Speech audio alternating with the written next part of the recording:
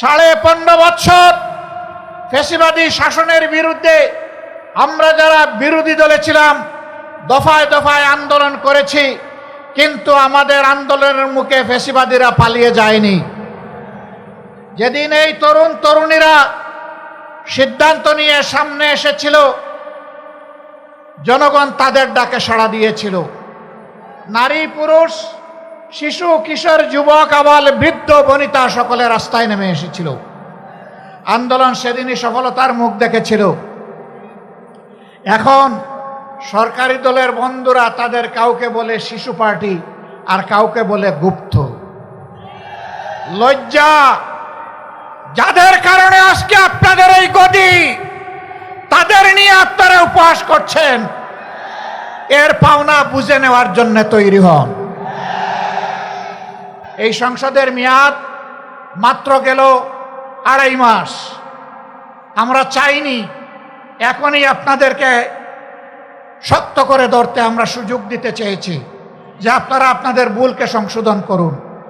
মনে রাখবেন, আমাদের এই উদারতা যেন কোনো দুর্বলতা হিসেবে আপনাদের কাছে ধরা না দেয়। ভালো কাজ করবেন, আমরা পানির মতো তরল। মন্দ এবং অন্যায় কাজ করবেন, জনগণের বিরুদ্ধে অবস্থান নেবেন, আমরা ইস্পাতের চাইতেও কঠিন হয়ে দাঁড়াবো সেদিন। পার্শ্ববর্তী দেশ আমাদের প্রতিবেশীকে সম্মান করি। আমরা চাই আপনারা শান্তিতে থাকুন। আমরা চাই আপনাদের দেশের ভিতরে মানবিক পরিবেশ তৈরি হোক। আমরা চাই না ধর্মের ভিত্তিতে সেখানে বিভাজন এবং অশান্তি হোক। কিন্তু আমরা দেখতে পাচ্ছি সেখানে শুধু মুসলিম নামের পরিচয়ে মানুষকে নাজেহাল করা হচ্ছে, আর বাংলাদেশের দিকে লাল চোখ দেখানো হচ্ছে। বন্ধু, এটা তিতুমিরের বাংলাদেশ, হাজী শরীয়তুল্লাহর বাংলাদেশ, শাহ মখদুমের বাংলাদেশ। এই বাংলাদেশের দিকে চোখ রাঙাবেন না, হুমকি ধমকি দিবেন না। আমরা চাই আমরাও শান্তিতে থাকি, আমরা চাই আপনারাও শান্তিতে থাকুন। আমাদের শান্তি নিয়ে টান দিলে কারো শান্তিই থাকবে না। সরকারকে আমরা সাধুবাদ জানাই, ইতিমধ্যে পদ্মা ব্যারেজের ঘোষণা দিয়েছেন, কিন্তু এটা যেন শুধু লোক দেখানো ঘোষণা না হয়। এই ঘোষণা যেন বাস্তবে রূপ নেয়। তার পাশাপাশি আমরা আরো দৃঢ়ভাবে বলবো, তিস্তা সহ ওই 3টা নদীর পাড়ের মানুষের 2.5 কোটি মানুষের দুঃখ দুর্দশা দূর করার জন্য তিস্তা মহাপরিকল্পনা অবশ্যই বাস্তবায়ন করতে হবে। পদ্মায় পানি আনতে হবে। পদ্মার পানি আমাদের ন্যায্য পাওনা, তিস্তার পানি আমাদের ন্যায্য পাওনা। সারা বাংলাদেশে যে 154টা অভিন্ন নদী আছে, সবগুলোই আজকে মৃতপ্রায় হয়ে গিয়েছে। একজন বক্তা এখানে বলে গিয়েছেন যে আপনি খাল কেটে মানুষকে পানি দিতে চান। খালের পানির উৎস হচ্ছে নদী। নদী যদি ঠিক মতো না চলে তাইলে খালের পানি আসবে কোত্থেকে? আগে নদীর দিকে নজর দেন, সাথে সাথে খালের দিকেও নজর দেন, তখন জনগণ উপকৃত হবে। আর খাল কাটা কর্মসূচি যদি জনগণের মানসিক প্রশান্তির জন্য করে থাকেন, তাহলে এটা বুমেরাং হয়ে দেখা দেবে। আমরা চাই নদীও তার নাব্যতা ফিরে পাক, যৌবন ফিরে পাক, আর খাল কাটা কর্মসূচিও বাস্তবে রূপ দেখুক। দুর্নীতিবাজ আর চাঁদাবাজ, এদের বিরুদ্ধে আমরা সামাজিক ঐক্য গড়ে তুলি। আমরা মানুষকে সচেতন করি, গণপ্রতিরোধ গড়ে তুলি। চাঁদাবাজরা আসলে তাদের প্রতি উত্তম মেহমানদারির ব্যবস্থা করি, তারপরে প্রশাসনের হাতে তুলে দেই। যদি আমরা তা পারি, তাহলে সরকার লাগবে না, জনগণের শাসনে বাংলাদেশ ঠিক হয়ে যাবে ইনশাআল্লাহ। সরকার এটা করবে না, আমরা বুঝতে পারছি। কারণ শস্যা দিয়ে ভূত তাড়াবে কিভাবে? ওই শস্যার ভিতরেই ভূত, দানায় দানায় ভূত, ঘাটে ঘাটে ভূত, জনে জনে ভূত, মাথা থেকে পায়ের পাতা পর্যন্ত ভূত। এই ভূত তাড়ানোর জন্য আমাদেরকে ঐক্যবদ্ধ হতে হবে।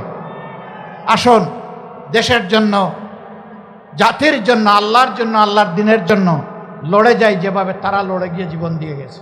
আলহামদুলিল্লাহ রাব্বিল আলামিন।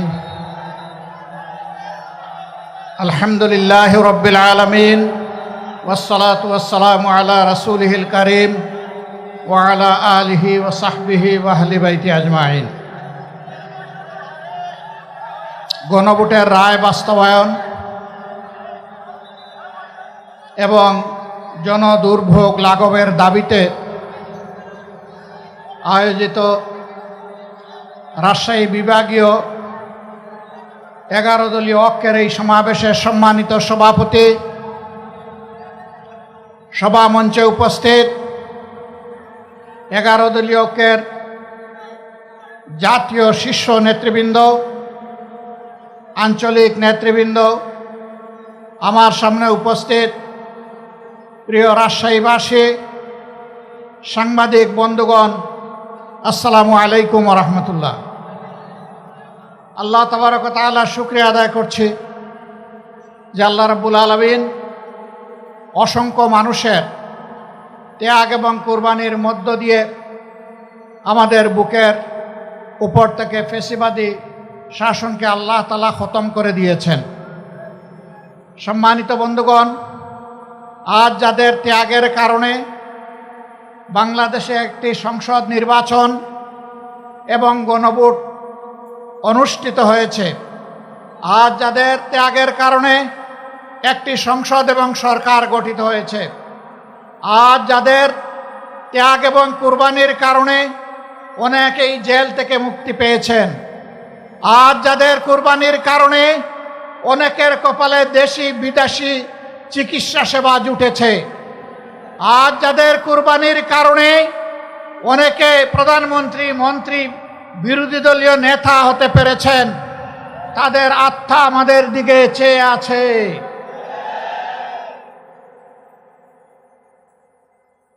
আল্লাহ রাব্বুল আলামিন সব কিছুর পূর্ণাঙ্গ এবং নির্ভুল সাক্ষী। এই পরিবর্তন যখন হয় তখন একদল জানবাজ তরুণ এবং তরুণী সামনে এসে বুক চিতিয়ে তারা ভয়কে জয় করে গুলির মুখে আন্দোলন গড়ে তুলেছিল। এটি সঠিক।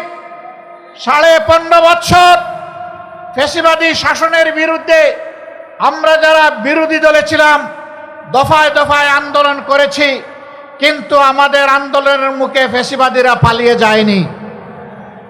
যেদিন এই তরুণ তরুণীরা সিদ্ধান্ত নিয়ে সামনে এসেছিল, জনগণ তাদের ডাকে সাড়া দিয়েছিল। নারী, পুরুষ, শিশু, কিশোর, যুবক, আবাল, বৃদ্ধ, বনিতা সকলে রাস্তায় নেমে এসেছিল। আন্দোলন সেদিনই সফলতার মুখ দেখেছিল। এখন সরকারি দলের বন্ধুরা তাদের কাউকে বলে শিশু পার্টি আর কাউকে বলে গুপ্ত। লজ্জা! যাদের কারণে আজকে আপনাদের এই গদি, তাদের নিয়ে আপনারা উপহাস করছেন, এর পাওনা বুঝে নেওয়ার জন্য তৈরি হন। এই জাতি ঠিকই পাওনা বুঝিয়ে দেবে আপনাদেরকে। আপনারা জাতিকে ধোঁকা দিয়েছেন এবং ইতিমধ্যে তা স্বীকার করে নিয়েছেন। আপনাদের নেতা বলেছিলেন, আমরা যদি ধোঁকা দেই আগামীতে জনগণ আমাদেরকে আস্থা করে নিক্ষেপ করবে। সেই আস্থা করে দেখার জন্য আপনারা তৈরি হন।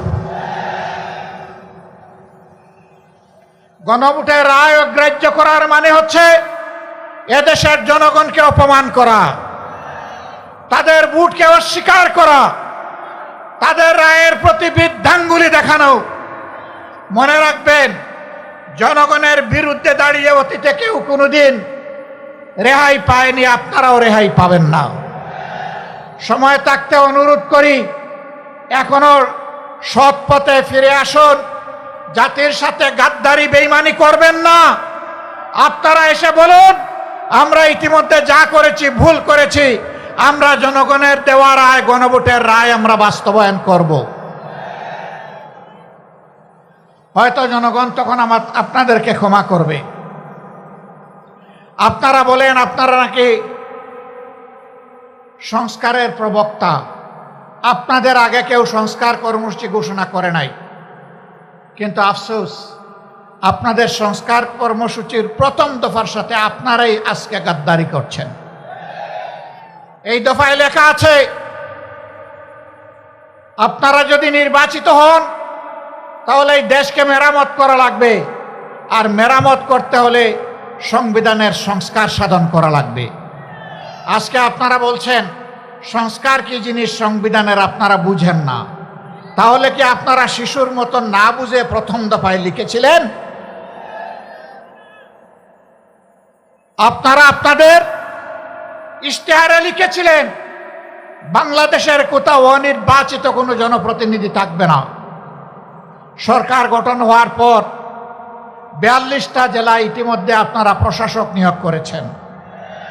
প্রশাসক কি নির্বাচিত জনপ্রতিনিধি? তা আপনারা তো আপনাদের ইশতেহারের সাথেই তো বিশ্বাসঘাতকতা করছেন। প্রিয় দেশবাসী, আপনারা আগে বলেছিলেন আপনারা বিচার বিভাগের স্বাধীনতা নিশ্চিত করবেন। এখন আপনারা সেই যে অর্ডিন্যান্স ছিল সেই অর্ডিন্যান্সের আপনারা বিরোধিতা করছেন এবং আপনারা বলছেন এটা এখন আপনারা করবেন না।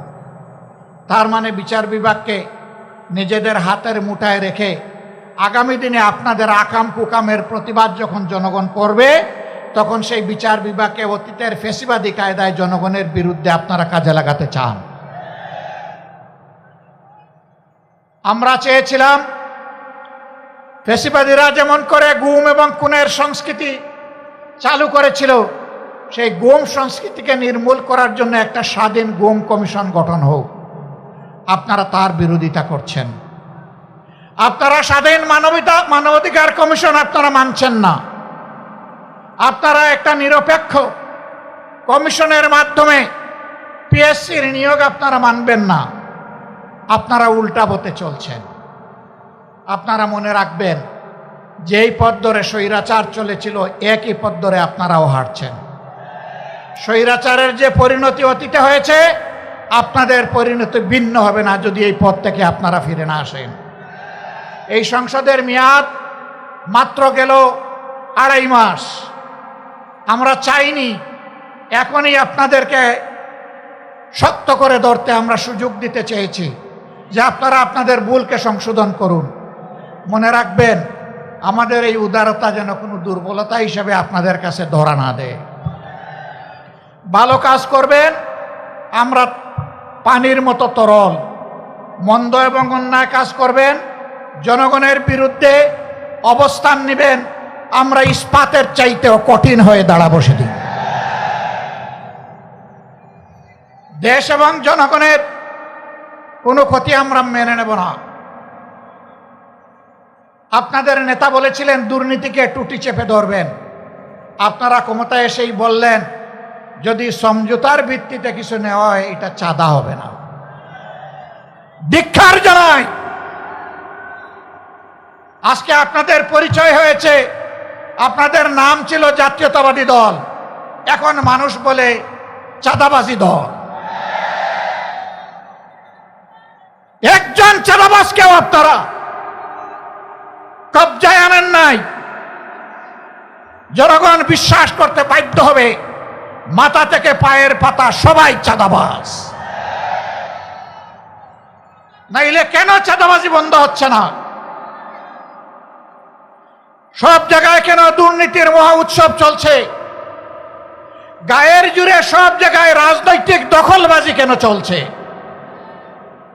বাংলাদেশ ব্যাংকের মতো সেন্ট্রাল ব্যাংকের জায়গাটাও আপনারা ঠিক রাখলেন না। সেখানে একজন দলখানা লোককে আপনারা, অযোগ্য লোককে আপনারা বসাই দিলেন।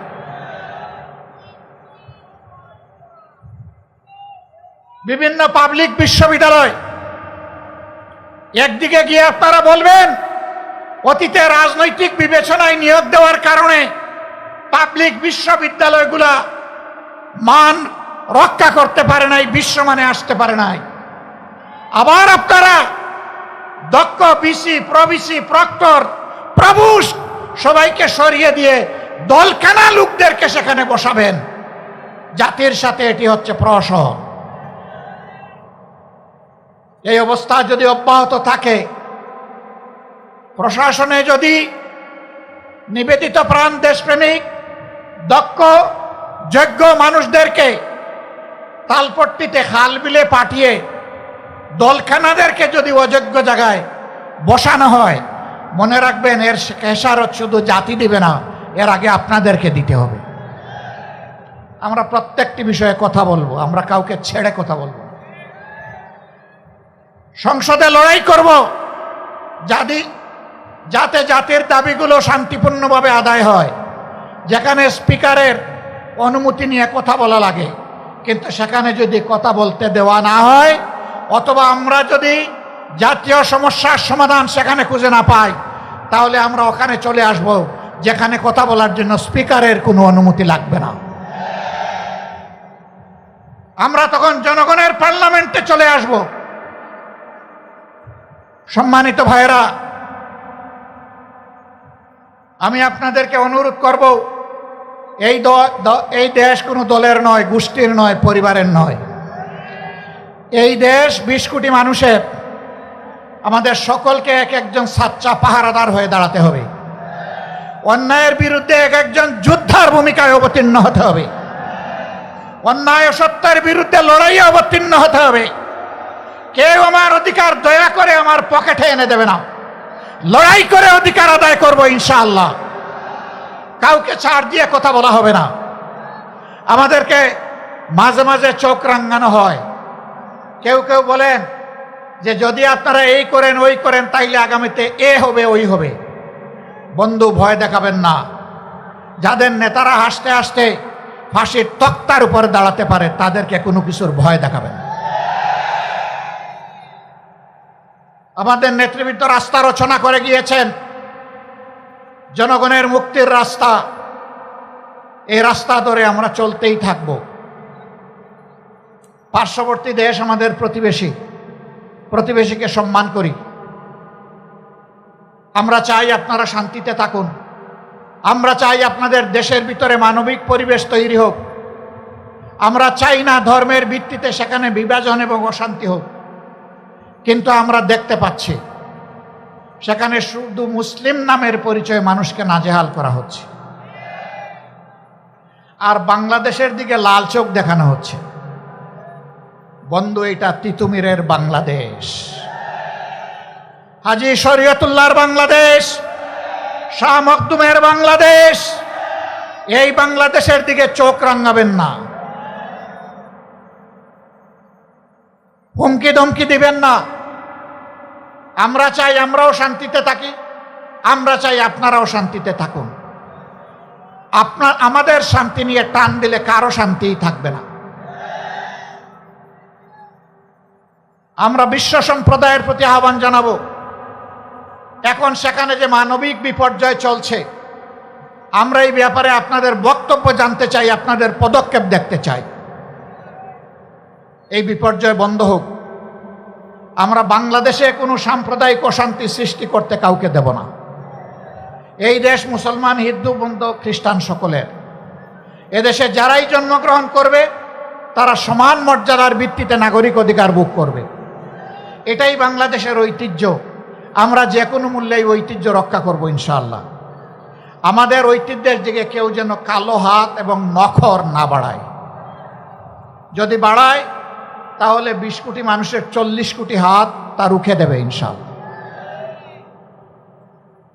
সম্মানিত ভাইয়েরা, এখন দেশের অতীতের যে সমস্ত ক্ষতি হয়েছে, অর্থনীতি বিধ্বস্ত হয়েছে, কর্পোরেশন লুটপাট করে শেষ করে দেওয়া হয়েছে। আমাদের যুবকরা বেকার, দিন দিন বেকারের মিছিল বেড়ে যাচ্ছে। এগুলোর সমাধান কিভাবে হবে তাই নিয়ে চর্চা হবে সংসদে। আশ্চর্যের ব্যাপার, এখন চর্চা হয় 55 বছর আগে কে কি ছিল না ছিল বাহাদুরি দেখানো। যার যে ভূমিকা ছিল আমরা তার জন্য স্যালিউট জানাই।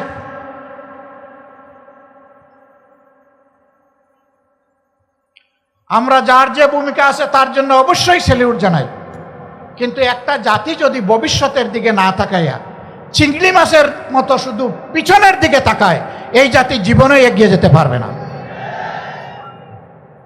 ইতিহাস আমরা চর্চা করব, কিন্তু ইতিহাস নিয়ে পড়ে থাকবো না। ইতিহাস চর্চা করব ইতিহাস থেকে শিক্ষা নেওয়ার জন্যে। তো ইতিহাসের সাথে বেইমানি করলে একটা জাতিকে কতটা মূল্য দিতে হয় তা জানার জন্য। আমাদের অনেক সমস্যা। বাংলাদেশের 4 ভাগের 1 ভাগ পদ্মা এবং তিস্তার কারণে এখন প্রায় মরুভূমি হয়ে গিয়েছে। আওয়ামী লীগের প্রথম সরকার ক্ষমতায় আসার পর পরীক্ষামূলকভাবে 15 দিনের জন্য ফারাক্কাবাদ এটা বাস্তবায়নের সুযোগ দিয়েছিল, এর কার্যক্রম চালানোর সুযোগ দিয়েছিল। 55 বছরেও 15 দিন শেষ হয় না হয়। ইতিমধ্যে পদ্মা শুকনা মৌসুমে মরুভূমি, আর বর্ষার মৌসুমে এটা দুর্ভোগের কারণ। এখন এই মৌসুমে কৃষকের পানির প্রয়োজন, সাধারণ মানুষের পানীয় জল দরকার, এখন পানি নেই। সরকারকে আমরা সাধুবাদ জানাই, ইতিমধ্যে পদ্মা ব্যারেজের ঘোষণা দিয়েছেন, কিন্তু এটা যেন শুধু লোক দেখানো ঘোষণা না হয়। এই ঘোষণা যেন বাস্তবে রূপ নেয়। তার পাশাপাশি আমরা আরো দৃঢ়ভাবে বলবো, তিস্তা সহ ওই 3টা নদীর পাড়ের মানুষের 2.5 কোটি মানুষের দুঃখ দুর্দশা দূর করার জন্য তিস্তা মহাপরিকল্পনা অবশ্যই বাস্তবায়ন করতে হবে। আমি কালকেও বলেছি, বিএনপির নেতা, বর্তমান একজন মন্ত্রী, ওই অঞ্চলে বাড়ি, তিনি নির্বাচনের আগে তারেক রহমান সাহেব সহ সবাইকে নিয়ে তিনি তিস্তা পারে বিশাল আয়োজনে মিটিং এবং মিছিল করেছেন। সারা বাংলাদেশ থেকে দলে দলে সাংবাদিক বন্ধুরা সেখানে গিয়েছেন, অথবা তাদেরকে নিয়ে যাওয়া হয়েছে। নির্বাচনী আমেজ তৈরি করার জন্য যদি এটা হয়ে থাকে, তাহলে মনে রাখবেন যে স্লোগান দিয়েছিলেন জাগো বাহে, বাহরাজ কিন্তু এখন জেগে আছে, এখন দুইটি চোখ দিয়ে তাকিয়ে আছে। সেদিন যে বক্তব্য দিয়েছিলেন তা বাস্তবায়ন করেন কিনা। আমরা স্পষ্টভাবে বলতে চাই, কারো রক্ত চক্কর দিকে না তাকিয়ে তিস্তা মহাপরিকল্পনা অবশ্যই বাস্তবায়ন করতে হবে। পদ্মায় পানি আনতে হবে। পদ্মার পানি আমাদের ন্যায্য পাওনা, তিস্তার পানি আমাদের ন্যায্য পাওনা। সারা বাংলাদেশে যে 154টা অভিন্ন নদী আছে, সবগুলোই আজকে মৃতপ্রায় হয়ে গিয়েছে।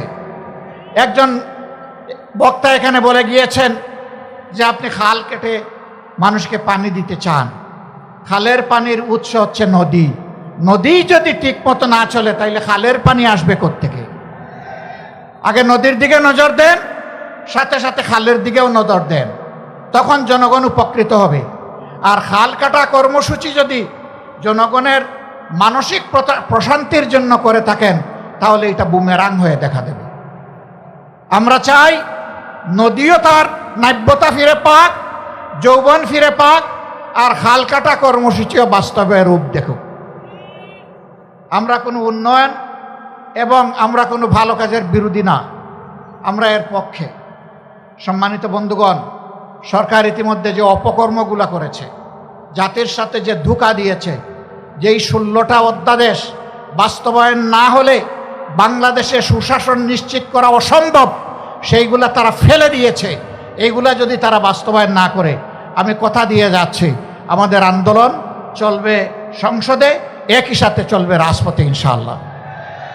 এবং আমি আস্থার সাথে বলছি, গণভোটের রায়ও বাংলাদেশে ইনশাআল্লাহ বাস্তবায়ন হবে, বাস্তবায়ন করতে বাধ্য করা হবে ইনশাআল্লাহ। গণভোটের রায় যদি বাস্তবায়ন হয়, তাহলে দেশে সুশাসনের পথ সুগম হবে, না হয় অতীতের চাইতে ভয়াবহ স্বৈরশাসন জাতির গাড়ি চেপে বসবে। আমি শেষমেশ আপনাদেরকে আহ্বান জানাতে চাই, আসুন দুর্নীতিবাজ আর চাঁদাবাজ এদের বিরুদ্ধে আমরা সামাজিক ঐক্য গড়ে তুলি, আমরা মানুষকে সচেতন করি, গণপ্রতিরোধ গড়ে তুলি। চাঁদাবাজরা আসলে তাদের প্রতি উত্তম মেহমানদারির ব্যবস্থা করি, তারপরে প্রশাসনের হাতে তুলে দেই। যদি আমরা তা পারি, তাহলে সরকার লাগবে না, জনগণের শাসনে বাংলাদেশ ঠিক হয়ে যাবে ইনশাআল্লাহ।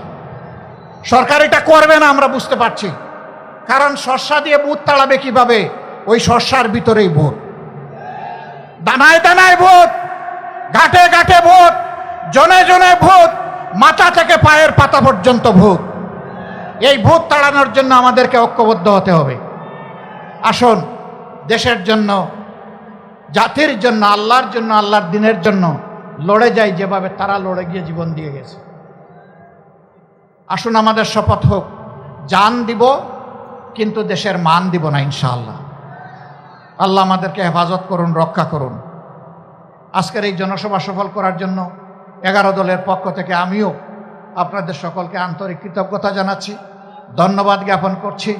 আজকে আমাদের সহকর্মীরা এখানে নেতৃবৃন্দ যে বক্তব্য দিয়েছেন, সেই বক্তব্যগুলো বুকে ধারণ করে আসুন এই সমাজ বদলে দেওয়ার জন্য আমরা এগিয়ে যাই। আল্লাহ হাফিজ। বাংলাদেশ জিন্দাবাদ, 11 দলীয় ঐক্য জিন্দাবাদ, বাংলাদেশ জামাতে ইসলামী জিন্দাবাদ। আসসালামু আলাইকুম ওয়া রাহমাতুল্লাহ।